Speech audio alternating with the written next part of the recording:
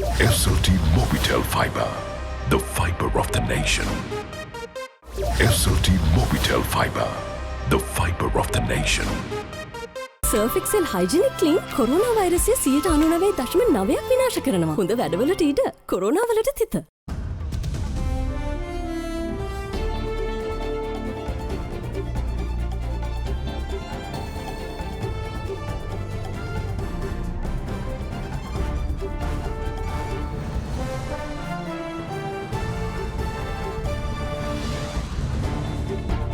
Tonight, ecology, economy and pandemic.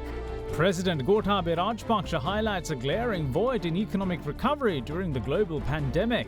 Sadly, in contrast to the leadership provided by the WHO for the global pandemic response, no world institution has stepped forward to help countries navigate their economic recovery.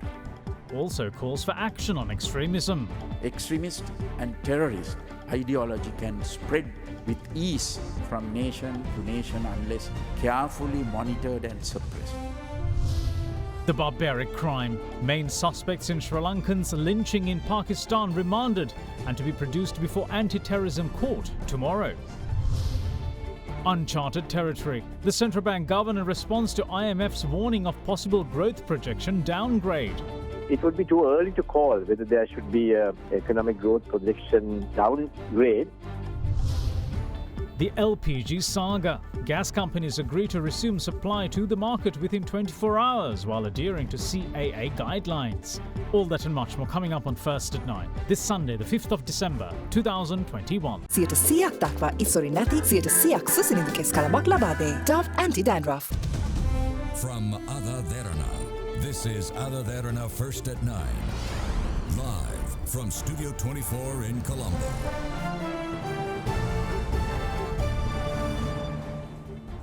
Good evening, welcome to First at 9. I'm Dhammike Kanaka.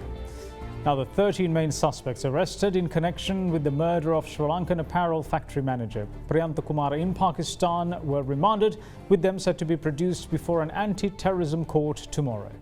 The Minister of Foreign Affairs said today that the remains of late Priyantha Kumara will be brought to the island tomorrow at state expense. On Friday, a lynch mob in Pakistan tortured to death a Sri Lankan and then burnt his body. The victim, identified as Diyawadanage Don Nandasiri Priyantha Kumara, was a manager at an apparel factory in Sialkot. It is said that with an inspection of the factory pending, beautification efforts at the premises were underway. As part of it, Kumara had instructed a poster with certain Quranic slogans to be taken down. But the factory workers had taken offense, accusing Kumara of blasphemy. They then did the unthinkable. The mob beat him to death and set fire to his body. Priyantha Kumara's brother, who also works in Pakistan, was on holiday in Sri Lanka when his brother was killed. This is his version of the tragic events. As per information by our friend, there was a strike in factory. Friday morning, this is the prayer day. Mostly, if they want to do like this activity, they are arranging on Friday. Around 11 o'clock, 11:30, they start striking. And someone came and informed my brother, he's the GM operation of that factory. And he informed that they are making strike and they are sabotage and asked him few demands. Then my brother told to someone, okay, please ask them to continue their work. Then after that, we can discuss this issue. I don't know, unfortunately, who that taken that message. I don't know what he repeat to that people. Suddenly they become cruel and came inside the factory and they have dragged my brother by leg and take on the road and they remove cloth and they start beating. After beating, they taken that tire and they burn my brother's body. Pakistan's political hierarchy was swift to condemn the murder. The country's PM Imran Khan personally met President Gotabaya Rajapaksa in the UAE and gave assurance that justice will be meted out swiftly. President Gotabaya, meanwhile, said he has faith in the actions of Pakistani authorities over the incident. The president's media division also quoted PM Khan as saying that all videos and information related to the incident are secured by the Pakistani security forces. Now the island awaits justice over the senseless, religious extremism-driven murder of Kumara, a father of two from Gampaha. As per Pakistani media, Sialkot police have arrested 124 people in relation to the crime. Pakistani police say that a first information report was submitted against 900 workers of the said factory under Pakistan's Penal Code and Anti-Terrorism Act by a police officer at the Ugoki station who had witnessed the incident. It is said that the police officer who witnessed the incident did not have enough support at the time to prevent the mob's actions. From the suspects arrested so far, Pakistani media say that 13 individuals who were identified as main suspects in the lynching were produced before a criminal court and subsequently remanded in police custody for 1 day. And tomorrow, they are due to be brought before the Gujranwala Anti-Terrorism Court. In the meantime, back in Sri Lanka, the Ministry of Foreign Affairs says that Priyantha Kumara's remains will be brought to the island tomorrow at the cost of the state. The Foreign Ministry also noted that Sri Lanka High Commission in Islamabad has requested an investigation report from the Pakistan Ministry of Foreign Affairs regarding the death of late Kumara. It added that the Sri Lanka High Commission together with the Foreign Ministry are in talks with the Pakistani authorities and late Kumara's employer regarding payment of compensation. As the news of the lynching is left to be digested, it is however peculiar to note that Sri Lankans who were vociferous about the murder of George Floyd in the US by a policeman is relatively silent. No mega social media campaigns calling for justice over Kumara's murder have been forthcoming, though it seems to be picking up now 2 days down the line. There was also a marked absence of keyboard warriors making comments with hashtags to highlight the murder. The trend is also prevalent in international media too, especially that of the West. Amnesty International, which claims that the entity helps fight abuses of human rights worldwide, bringing torturers to justice, merely acknowledged the murder in 3 tweets. The United Nations' multiple human rights agencies are still silent over the lynching. President Gotabaya Rajapaksa expressed his disappointment over the lack of global leadership in supporting the poorer countries in navigating through the economic recovery during the COVID-19 pandemic. His remarks came as he made the inaugural address at the 5th Indian Ocean Conference yesterday. The head of state also called for a global intelligence sharing mechanism as the fight against extremism cannot be a lone battle. The 5th Indian Ocean Conference got underway last evening in Abu Dhabi, in UAE, under the theme Ecology, Economy and Epidemic. Attended by representatives from over 40 countries, President Gotabaya Rajapaksa made the inaugural speech at the conference in his capacity as the chair of the organizing committee. In his opening remarks, the president highlighted the need for wealthy nations to support low-income countries to overcome the economic hardships brought on by the global pandemic. Many developing nations, including Sri Lanka, now find themselves in a very difficult situation. Countries that had taken on significant external debt to fund their development programs are particularly badly affected, with very little reserves available to meet debt repayment obligations. Sadly, in contrast to the leadership provided by the WHO for the global pandemic response, no world institution has stepped forward to help countries navigate their economic recovery. Intergovernmental groups, regional blocs, multilateral organizations, and individual countries that could have assumed such a role on behalf of the global economy have not done so. This is unfortunate. It would therefore be greatly appreciated if more action could be taken by wealthy nations as well as multilateral organizations to restructure or grant moratoria for the debt repayments of poorer countries struggling in the wake of the pandemic. Further, President Gotabaya also called on the nations in the Indian Ocean region to establish a regional mechanism to coordinate issues related to the region's sustainability. Controls also need to be imposed on overfishing and ecologically damaging practices. Extraterritorial fishing by well-equipped trawlers is another significant problem in the region that affects the livelihoods of poor communities that rely on local fishing for their sustenance. Coordinated action to mitigate such issues will be critical in sustaining the overall ecology and the viability of local economies in the Indian Ocean region in the future. I therefore propose the establishment of a regional mechanism to coordinate such issues relating to sustainability. As Sri Lanka's experience with the devastating Easter Sunday attacks has shown, this problem too is not one that can be contained to any specific locality.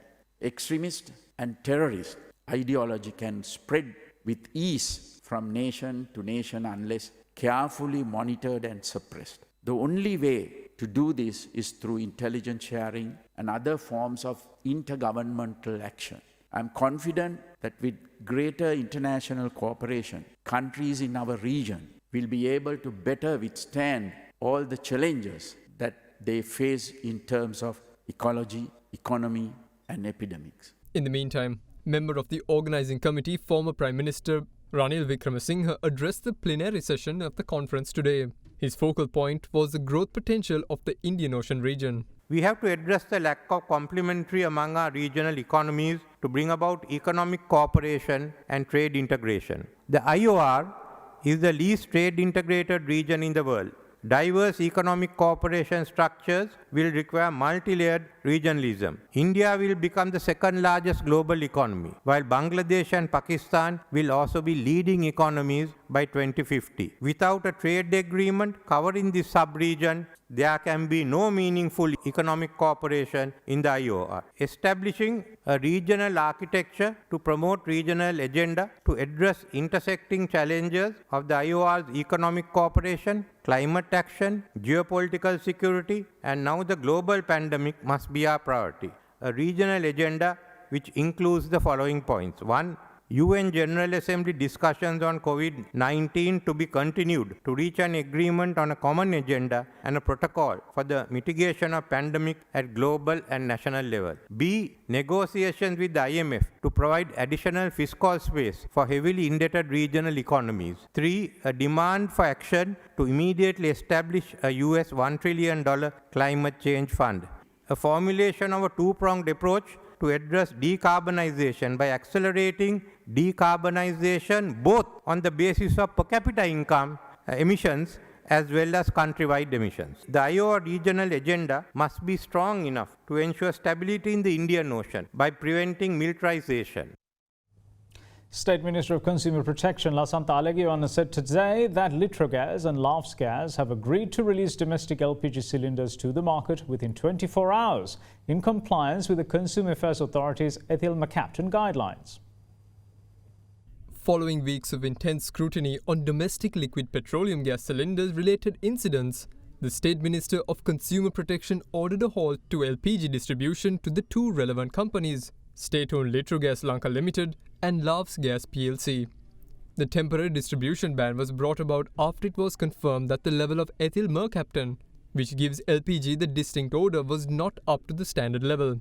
Without sufficient ethyl mercaptan, consumers cannot detect a gas leak through the smell.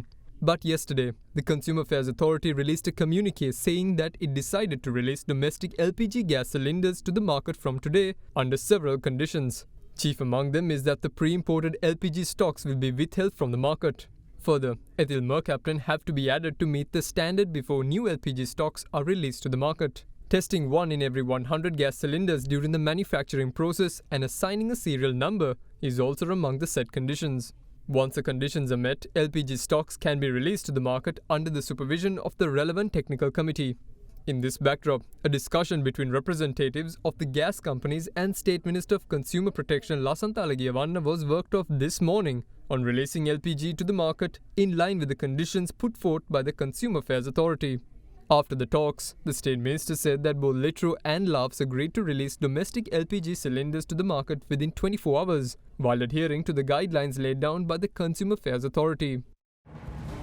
We will see you shortly after this break. Stay with us.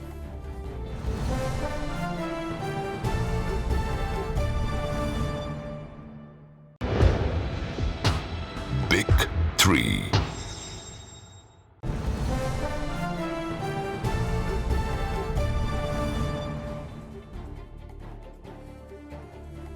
Welcome back. You're watching First at 9.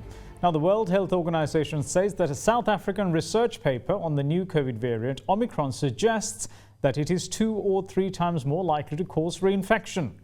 Though there is still a dearth of data on the new variant, the WHO believes that this may be possible.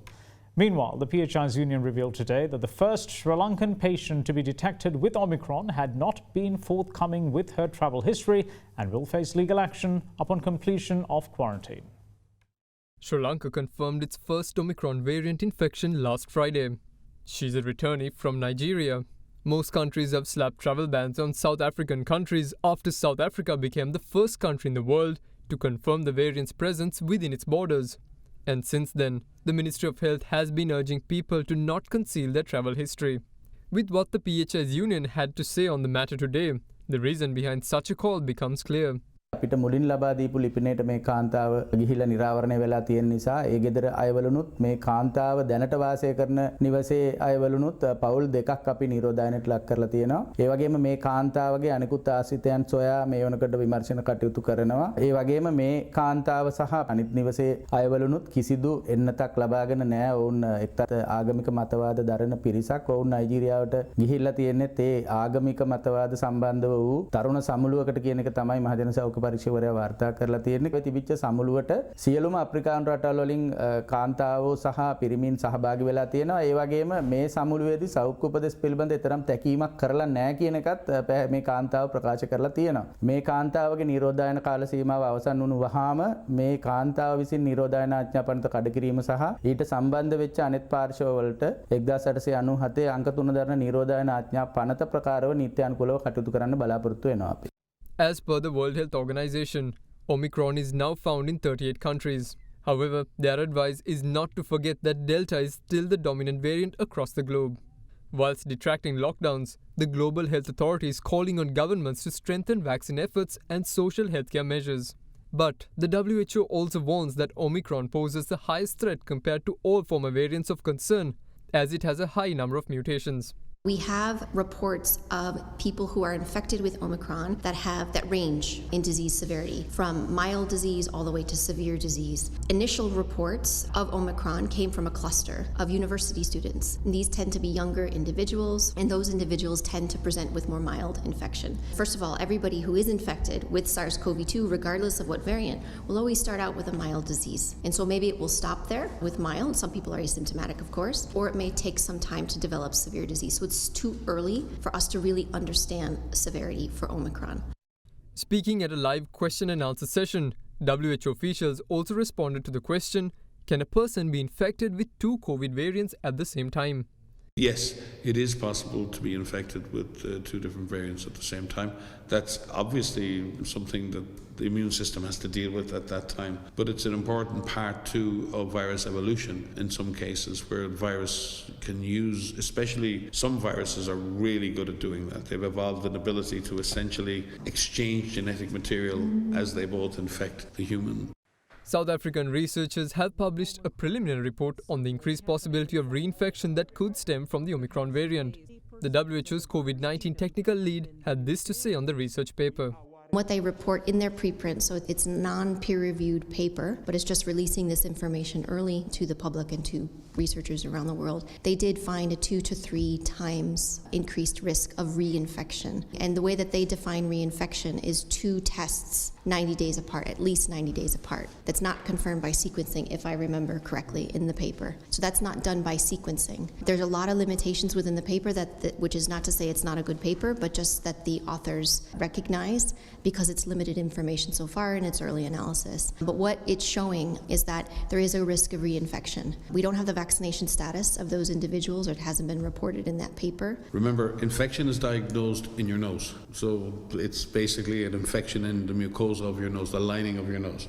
So you can be infected and you can have a reinfection and you could probably find the virus in the nose, but you're not sick because your immune system within the inside of your body, in effect, is mounting an immune response and able to cope with that infection. So reinfection does not automatically mean severe disease. Reinfection means you've been reinfected at the level of your nasal mucosa, but in the main what we found is the vaccines are still protecting the rest of your body, the internal part of your body, and that's what matters. Minister of Energy Uday Gammanpilla says that operations at the Sapugaskanda oil refinery, which were temporarily suspended, will restart on Tuesday the 7th.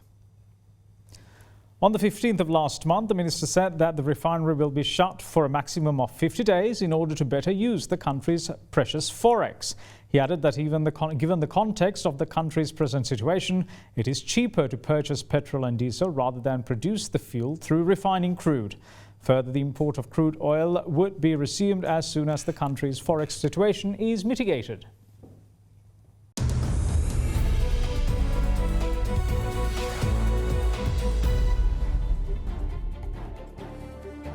Welcome back. This is First at 9.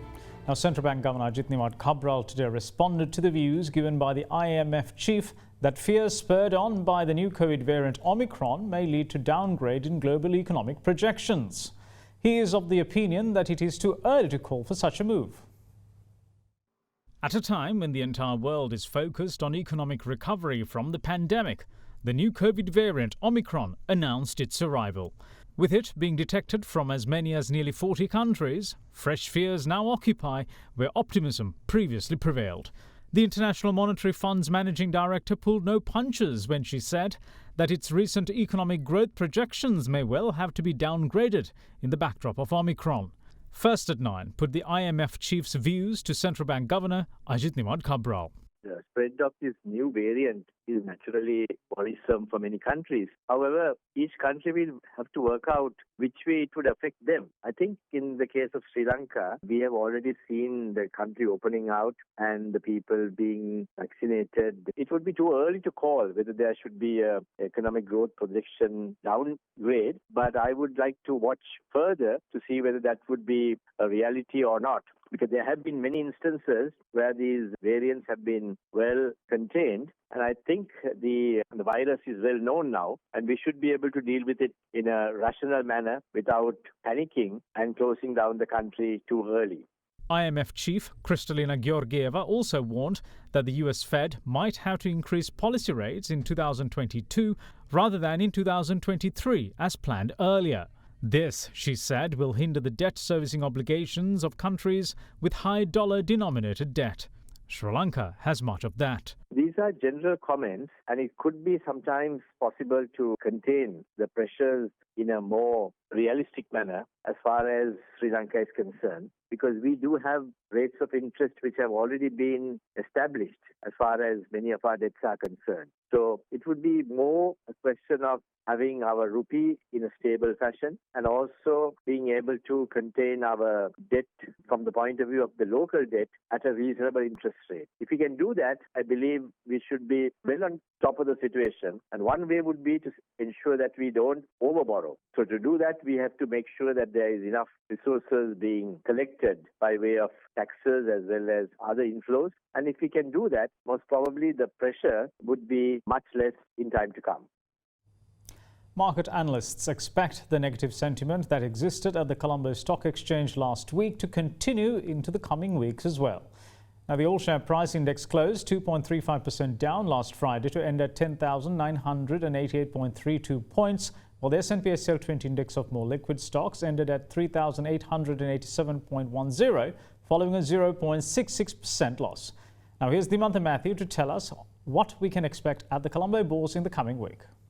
Looking at the upcoming week, as you can see, the last 3 trading sessions we saw a significant amount of negativity in the market, so that is going to result in a bit of a loss of confidence among the investors, and with that we feel that the upcoming week again is likely to be negatively impacted. Because of last week, there is likely to be significant selling pressure flowing in, especially in the couple of selected counters in the diversified financial segment, and that decline again is likely to flow into the other shares, because if you take a person's portfolio, when it declines and that affects the other shares as well, the selling pressure naturally in the market starts to decline. If you have a bit of credit, that also significantly impacts the overall portfolio, and naturally there is selling pressure coming in, and for people who have margin, there is pressure from the banks as well onto the selling side. So ultimately we feel that selling pressure is going to be high. There could be a bit of margin calls also impacting this selling pressure.